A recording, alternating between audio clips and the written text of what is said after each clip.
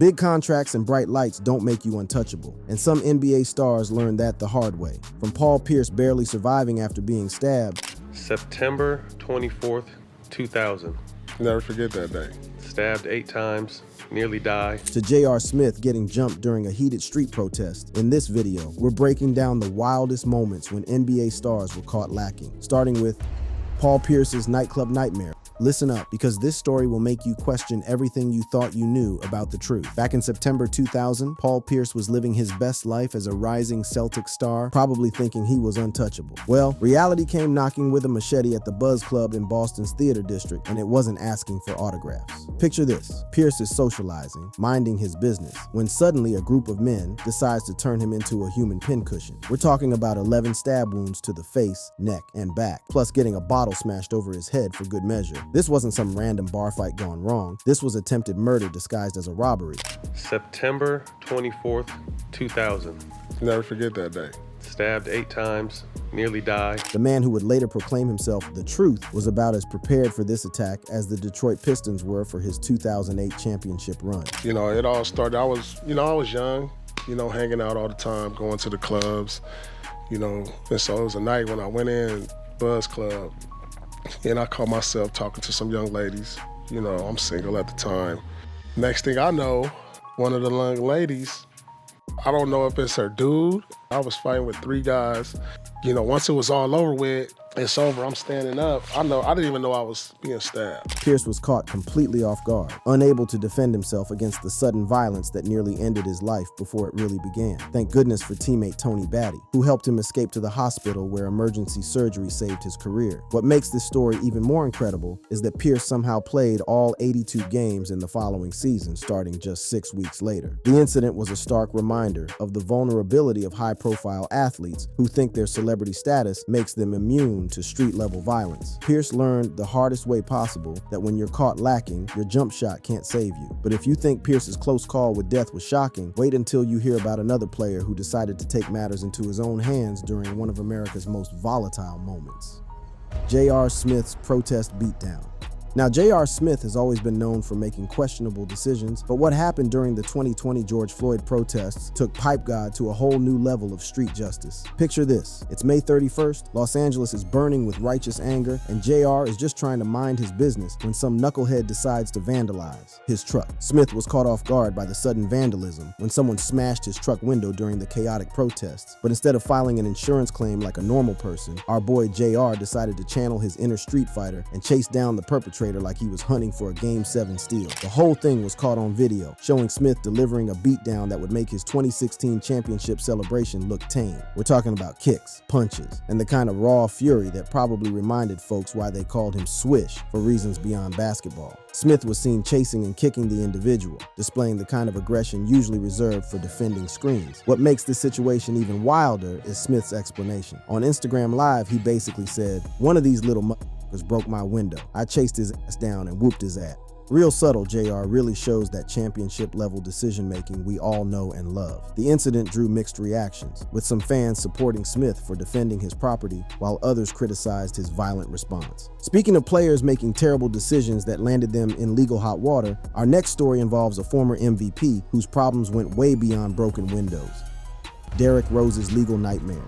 Hold on to your seats, because this story about D. Rose will make you realize that sometimes the most dangerous plays happen off the court. Back in 2013, when Derrick Rose was supposed to be rehabbing his perpetually injured knees, he found himself caught up in allegations that would make any publicity nightmare look like a walk in the park. Rose was implicated in a civil lawsuit alleging that he and 2 friends broke into his ex-girlfriend's Los Angeles apartment and committed sexual assault. Now, the accuser claimed these guys caught her completely off guard by entering her home uninvited after she had already escaped from an earlier encounter at Rose's Beverly Hills residence. Talk about being unprepared for what was coming next. The case dragged on for years, like Rose's injury recovery timeline, finally reaching trial in 2016. The plaintiff was seeking $21.5 million in damages, which is roughly what Rose made in salary that year. Coincidence? I think not. The jury ultimately found Rose not liable, but the whole ordeal exposed Rose to the kind of public scrutiny that makes a torn ACL look like a minor inconvenience. What made this situation particularly damaging damaging was how unprepared Rose seemed for the legal and public relations fallout. The allegations tarnished Rose's reputation temporarily, as private details of his personal life were aired in court like dirty laundry on social media. Rose went from Chicago's golden boy to tabloid fodder faster than he used to blow by defenders. But if you think one player's legal troubles were complicated, wait until you meet an NBA veteran whose home became a crime scene multiple times.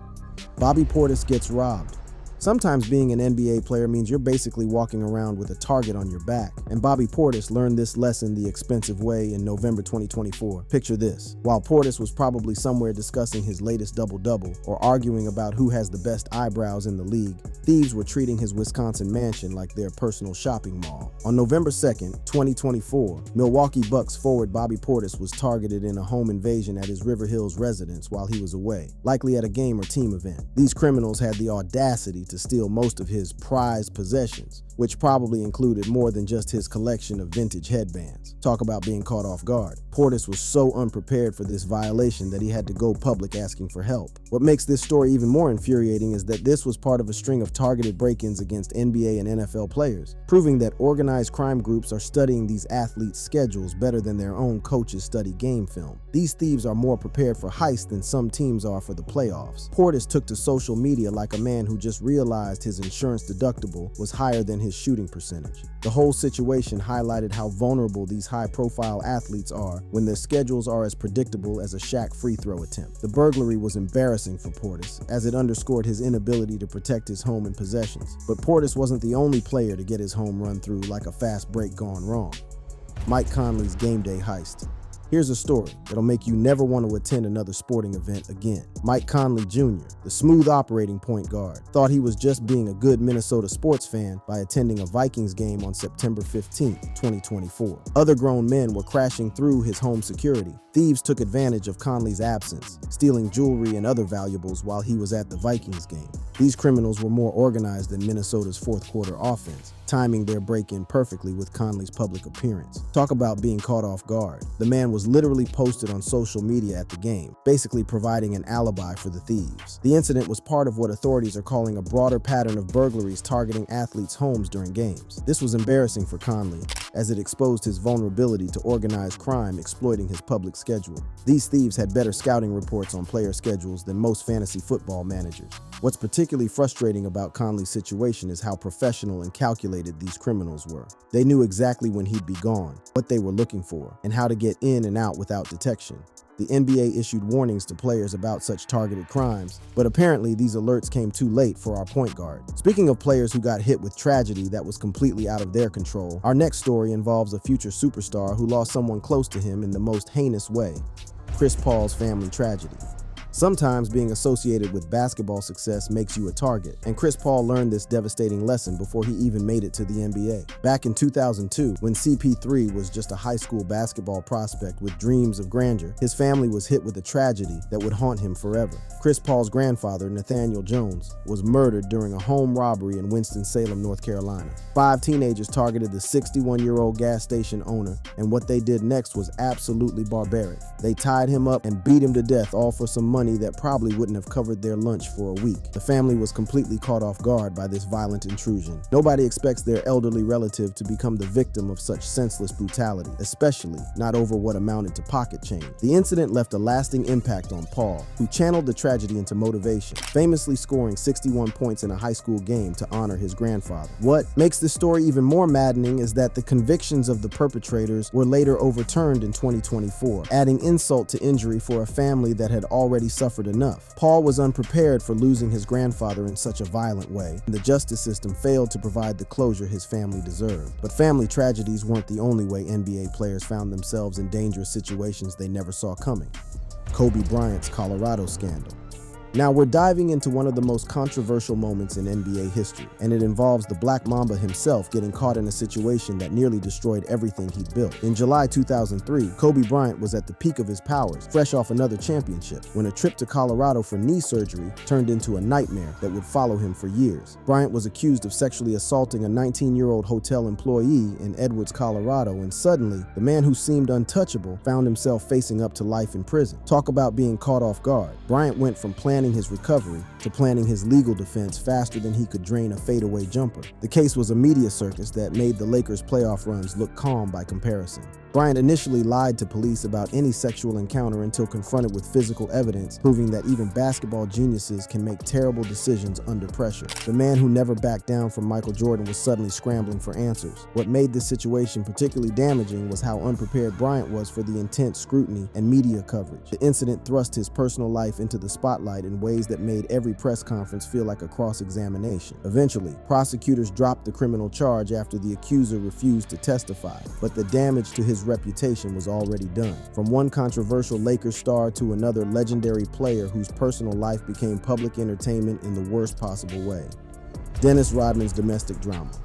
Dennis Rodman was always the kind of player who lived life on the edge. But in November 1999, that edge became a cliff when hotel staff had to call Miami Beach police to deal with him and Carmen Electra throwing hands like they were fighting for a rebound. This wasn't your typical celebrity couple spat. This was a full contact sport. Around 2:30 a.m., hotel staff called police to investigate a loud disturbance from their room at the Bentley Beach Hotel. When officers arrived, they found both parties looking like they'd been through a playoff series, with Electra sporting a cut lip and Rodman showing off scratches and a torn shirt that wasn't part of his usual fashion statement. The whole situation was peak Rodman, unpredictable, messy, and completely avoidable. Both were arrested for misdemeanor battery, with Rodman held on $2,500 bail and Electra on $500 bail. The fact that Electra's bail was lower tells you everything you need to know about who the police thought was the primary aggressor. What makes this story even more ridiculous is that charges were dropped when Electra declined to press charges and the couple reconciled, appearing together at a Lakers game days later like nothing happened. Talk about being caught off guard by your own relationship drama. These two had more chemistry in their fights than most couples have in their entire relationships. But if you think Rodman's domestic troubles were wild, wait until you hear about a player whose reckless driving turned deadly.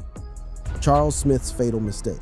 Sometimes being caught lacking isn't just embarrassing or expensive. Sometimes it's fatal for everyone involved. Charles Smith learned this lesson in the most tragic way possible on March 22, 1991, when a night of poor decisions ended with 2 young lives lost and his NBA career over. Smith was driving a rented van at an estimated 70 miles per hour in a 30 miles per hour zone on Commonwealth Avenue near Boston University when he struck 2 students crossing the street. We're talking about Tren and Michelle L. Dartley, 2 young women with their whole lives ahead of them, cut down by a Celtic player who was driving like he was late for practice. But here's where the story gets even worse. After the collision, Smith didn't stop to help or call for assistance. Instead, witnesses reported the van hit the women, spun 360 degrees, slowed briefly, and then fled. Talk about being unprepared for the consequences of your actions. Smith turned a tragic accident into a criminal act with that decision to run. A taxi driver followed Smith's damaged van and helped police arrest him about a mile away, where Smith was found cooperative, but probably wishing he'd made different choices that night. The man who had been living his dream as a Boston Celtic was now facing 2 counts of manslaughter and vehicular